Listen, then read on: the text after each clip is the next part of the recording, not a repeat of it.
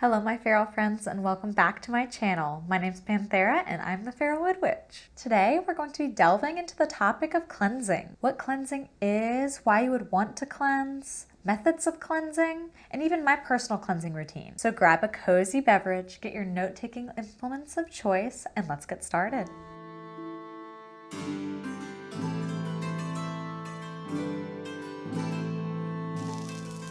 Hi. You can, oh, hello. Hi. You're super cute. I guess I have a kitty on my lap for the rest of this video. Well, at least this next portion. Let's start off with what is cleansing.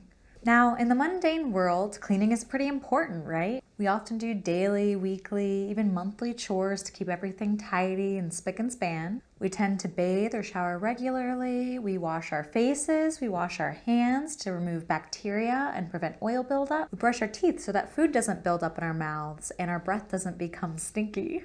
Spiritual cleansing is very similar to the material, mundane cleaning. And in fact, the two are very heavily tied together as well.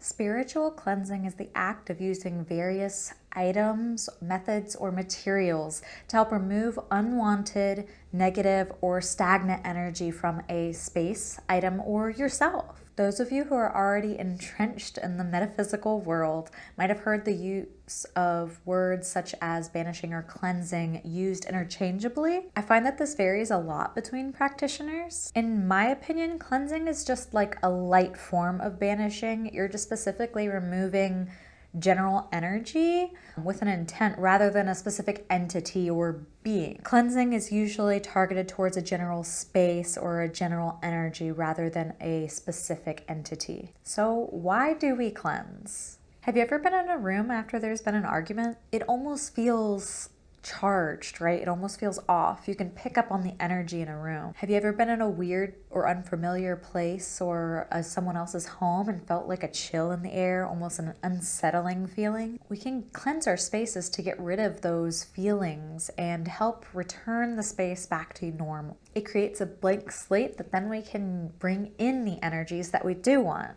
If you're a spiritual person or magical practitioner, look at cleansing as spiritual housekeeping. The more workings you're doing in these areas, the more time you're spending in this space, the more often you're going to have to upkeep. Cleansing is going to keep your space, especially those that you're using in your practice, nice and tidy and ready for the next working. Your spell work will be more effective because there isn't unintentional energy there, and you'll be able to have more focus when you're trying to meditate or do any sort of other relaxation or focusing techniques in those spaces. The overall general space is just going to feel lighter and more enjoyable to be in. When it comes to cleansing ourselves, we usually do this to let go of any negative energy that we might be harboring or might have absorbed from other people that we've been around during the day. If you're having a very emotional or difficult day, try having a cleansing shower and just seeing all of that negative energy wash down the drain. And lastly, we cleanse any tools or items that we want to use in our practice to remove any energy that might have been previously attached to it, so that it's a nice clean slate for us to use in the future. Let's use a candle as an example. If you're using a store-bought candle, chances are it was made in a factory. It's probably been handled by several different people, and who knows what kind of days they were going through or what feelings they were having as they were handling this item. It then goes through the shipping process, or it's handed between several people again, and then it sits on a store shelf for an unknown period of time, right?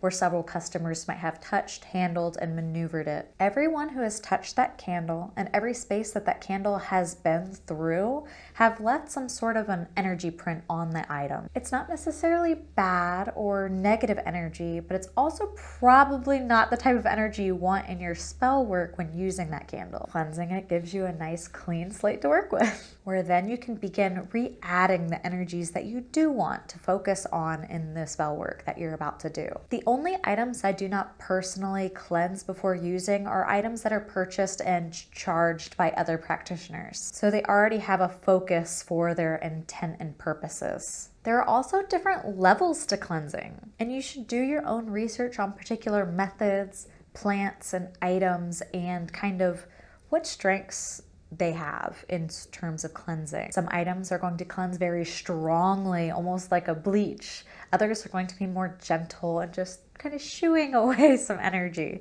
This is going to take time, research, and your own experimentation to figure out what works best for you. Okay, so now we know what cleansing is and why we'd want to do it. So now what can we use for cleansing? I want to start off this section by saying that there are so many different ways to cleanse. Seriously, so many. Various cultures all over the world are going to be using different techniques, different materials. So in no way is this video going to be comprehensive. This is just mostly what I'm familiar with and what I use in my practice. So our first cleansing method is smoke. You can utilize smoke cleansing by burning either an incense stick, resins, loose herbs, or an herb bundle called a smoke wand. Different herbs or resins, as I mentioned before, are going to have different properties, so do your research, test, and see what works out best for you. When cleansing with smoke, you're going to typically maneuver the smoke around the room, so either by waving the stick or the wand, or if you're using a censer or a cauldron or some sort of bowl to hold it,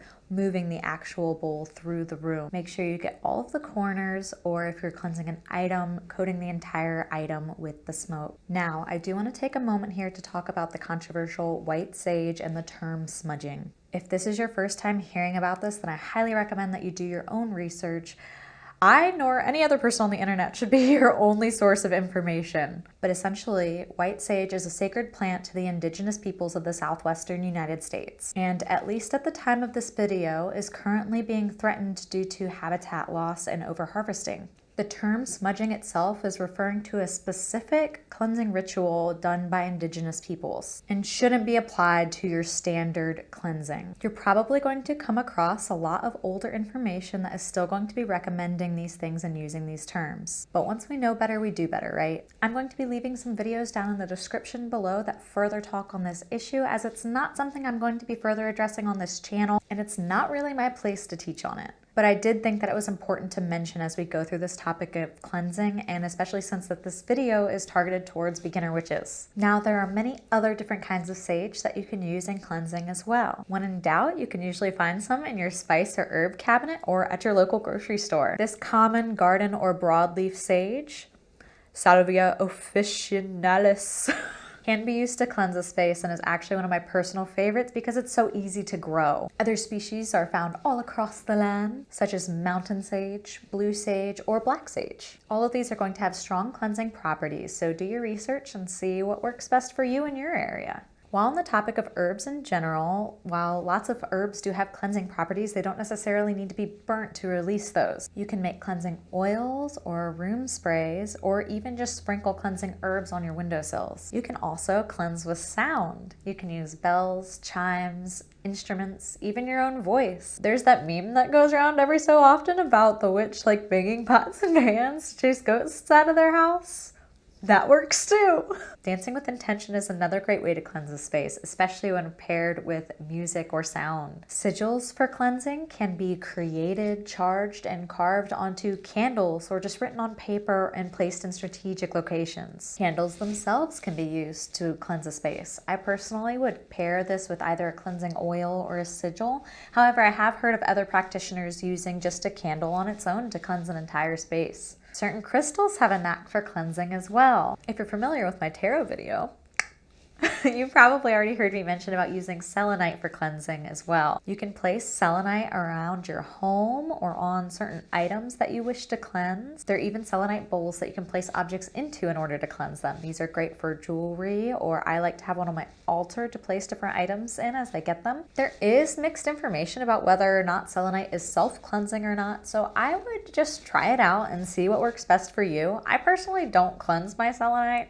but that's my decision. Continuing from the earth element, you can also use salt to cleanse. Try placing an item in a bowl of salt, or even burying it in salt if you have enough. You can also bury an item in the actual ground itself to have the earth remove the negative energy for you. Just make sure that the item is safe to be buried, and be sure to mark where you've put it. One of my favorite things that I've heard is burying items in the soil of your house plant so that the plant can remove that negative energy for you. Personally, I don't do this method as I have ADHD and I will definitely forget where I've buried it. I've learned that lesson too many times. And just as the earth can cleanse, so can the sun and the moon. Place your item in the sunlight or the moonlight and let it sit for a couple hours and just absorb those rays. burning away all of the negative and stagnant energy, and then charging your item as well with the power of either the sun or the moon. Once again, make sure that the item is safe to be left out. Many crystals and just items in general, like clothes, will become sun bleached if left in the sun for too long. So make sure you do your research. Water can also be used to cleanse. Makes sense, right? You can place an item or yourself in running water, such as a stream or even a shower or faucet. Once again, make sure you do your research. I know I keep saying that so many times, but like research is so important, okay? I'm sorry. Also not sorry, a little bit. It's part of the thing. If you're gonna do this, it's part of the thing. Just get used to it. But there are so many crystals in particular that are not water safe. So make sure you do your research. Just off the top of my head, like anything that ends with an "ite" is usually not good. Selenite, no. Malachite, no. And although not actually water, Florida water, which is more of like an alcohol-based cologne, is also really used for cleansing. You can use it to wipe down a space, such as like your sacred space or your altar, or wipe it across an item. Just keep in mind, it is alcohol-based, so like if you're gonna be wiping it on something or pouring it on something that is potentially flammable or near something flammable, please be safe. Brooms or besoms have been a symbol that is synonymous with witchcraft for a long time now. And brooms themselves can find their place in our practice through both physical and spiritual cleansing. When spiritually cleansing your home, you'll usually sweep counterclockwise, moving from the back of your home to the front and out the door. I've heard of both physically moving the dust out the door and sweeping across the floor itself, or just spiritually cleansing with a broom, and you actually sweep while hovering the broom about like a couple inches off the floor itself, so the broom doesn't actually touch the ground. Personally, if I'm gonna go through the energy of sweeping my house, I'm gonna clean the dirt as well as the energy, right? But that's just me. No judgment to anyone who does otherwise. And I guess ask me again if I ever get like a really fancy broom, because I guess I don't want that to get dirty. Even though it is a broom, it's kind of meant to get dirty, I guess. Anyways, yeah, we'll cross that bridge when we get there. And lastly, visualization can be used for clearing as well. Use it solely on its own or in combination with any of the previously mentioned items. Methods. See the negative energy being pushed out the door with the dust from your broom, or driven away by the smoke of your incense stick. Visualize the energy coming off of your body and going down the drain with the water from your shower. Of course, I understand that not everyone can visualize, and that is perfectly okay. This is not necessary for cleansing. It's just another alternative method. So if you can't visualize, just feel free to use any of the previously mentioned more physical methods. Okay, now that we've covered all of our basic methods of cleansing, I want to talk about the combination of utilizing both material and spiritual cleansing together. Mundane cleansing, or just actually cleaning yourself, your home, or your space, is just as, if not, no, it is absolutely more important than spiritual cleansing. But both of them can be done in tandem together. Two birds with one stone, am I right? Like we've mentioned with the broom, you can spiritually move the energy out the door with the actual dust. You can also use charged or blessed water to cleanse an item or a space as well. So you can use moon water to make your own actual household cleaners. You can combine this with herbs or oils that are specifically for cleansing, the actual herbs themselves, or even just oils. You can use moon water to make your own household cleaners. Combine this with herbs or oils specifically targeted towards cleansing. You can write sigils on the bottom of cleaning products, shampoos, or body washes. You can even charge your toothbrush or toothpaste to remove negative energy as well as physical debris. No amount of spiritual cleansing is going to remove that layer of dust on your altar. So what are some ways that you can combine both the mundane and the spiritual to make things easier on yourself? So when should we cleanse? This is going to vary so much depending on the person, your practice, your beliefs, your individual needs, and your lifestyle. But if you're wanting a step in the right direction, here are just some general guidelines that you can follow if you want to. Let's start with the entire home. You might want to do cleansings of your home after you've just had a lot of company over, before you do a large protection working for your home, or when moving into a new space. When it comes to specific items, you usually want to cleanse them when either bringing them into your home for the first time or before a magical working. You might want to cleanse a particular space or room after there has been an argument there. You usually want to cleanse your magical spaces more often in general and in between workings of different focuses as well. So for example, if you've been doing a lot of money workings lately, you may not feel the need to cleanse in between each of those, but you do want to cleanse before jumping into a love working, for example. And you might want to cleanse yourself if you're just having a bad day or feeling in a funk lately. Real quick side note, I'm not trying to imply that cleansing is in any way a replacement for help from a medical professional. Please go see your doctor and take your meds if you need to. I'm just saying that I usually feel a little better after doing a cleanse after having a bad day. Now let's get into my personal cleansing routine. Quick mention, just because I do this one way does not mean that you have to. It's taken me quite a while to get my methods down to what works best for me and what I can do consistently as a neurodivergent human. So when it comes to myself, my person, I usually just cleanse whenever I take a shower. I utilize the visualization method as well as the running water, actually cleaning my physical self as well. However, if I do notice that I'm having a particularly bad or meh day, then I will usually try to take the time to do like a quick smoke cleanse over myself. I usually try to cleanse every new items for my practice, such as like crystals, bottles, and candles, as soon as I bring them into my home. And then I also cleanse them before using them in the actual spell. This is mostly because I don't remember if I've cleansed them once already or not. So I just do both, cover all my bases. This is also usually done with the smoke method. Smoke is my favorite, but also sometimes with charged water, depending on what my intent is with the item. Some items, like my tarot cards, I'll actually cleanse between doing readings for other people. However, if I'm just reading for myself, I do not cleanse between individual readings. If you've been in my tarot streams, you'll notice that I like to use either a bell, a selenite stick, or smoke cleansing when I have the time between readings. I try to do a weekly cleanse of my workspace and my money altar, as they are one and the same. This is usually a combined physical as well as spiritual cleaning, as this area gets very dusty very quickly and I don't know how. So to do this, I use cleaning products that I have charged and have written sigils on to cleanse the actual physical space. And then I'll usually follow up with the smoke cleansing too if I've got some incense burning. This area, I'm very particular about what herbs and items I use for the cleansing process. I want to use things that are also prosperity bringing and money bringing, since it is where I do my business, where I edit these videos, and where I do my work, right?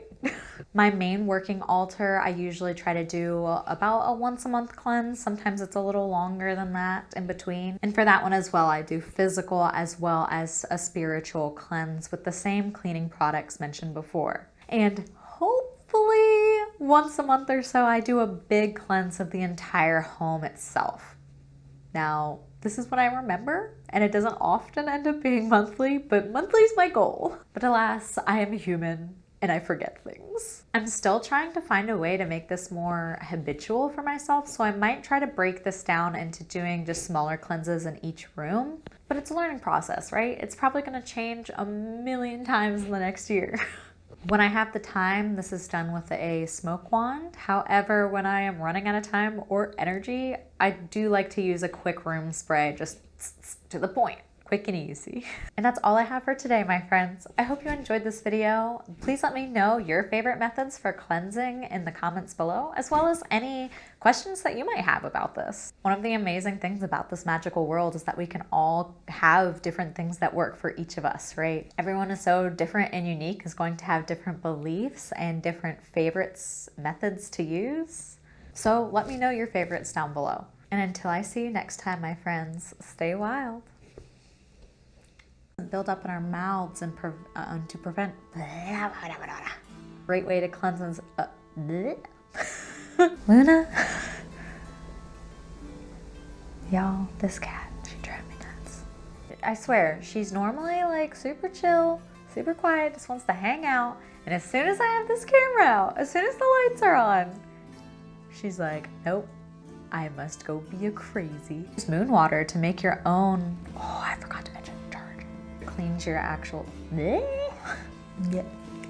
I have Luna first stuck to my lipstick. It sucks.